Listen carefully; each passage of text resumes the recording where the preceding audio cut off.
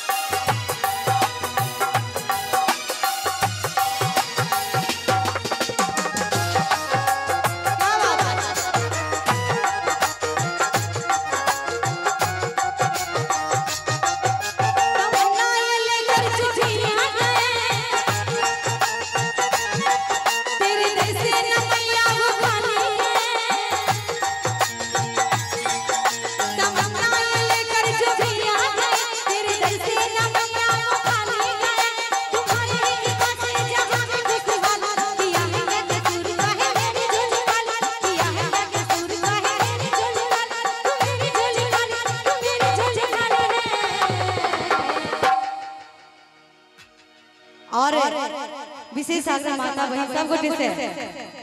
तमन्ना ये लेकर जो भी हो तेरे दर से न मैया वो खाली तुम्हारे ही कृपा से जहां में खुशहाल है किया है क्या कसूर का है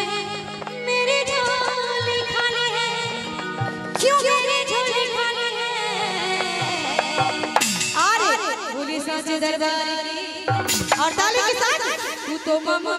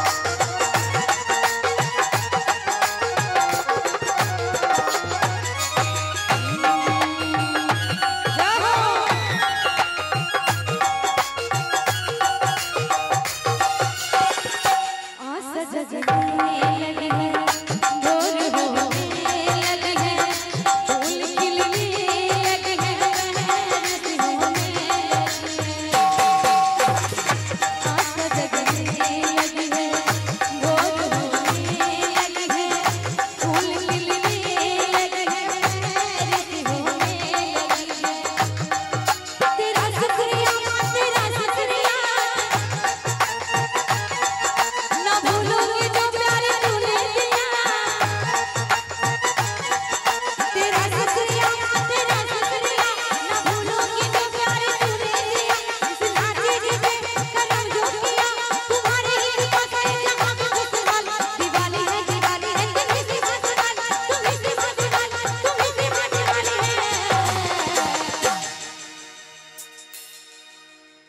भजन के अंतिम लाइन फिर अपने सबके आगे दूसरा कलाकार तय ले सब गोटी मीठ मीठ ताली बजा के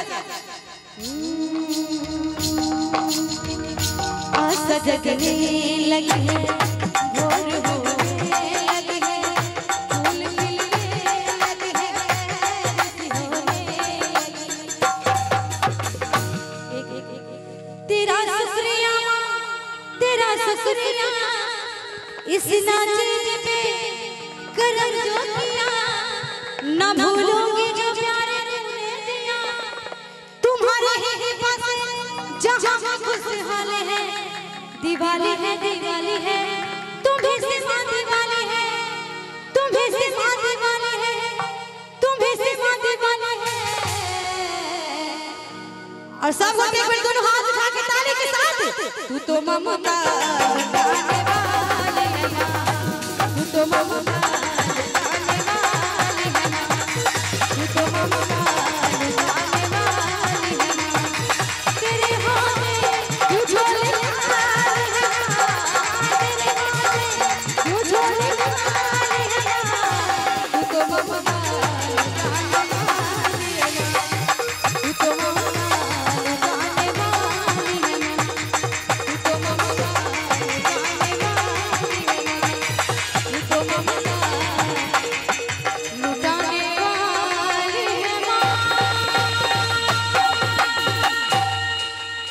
साचे दरबार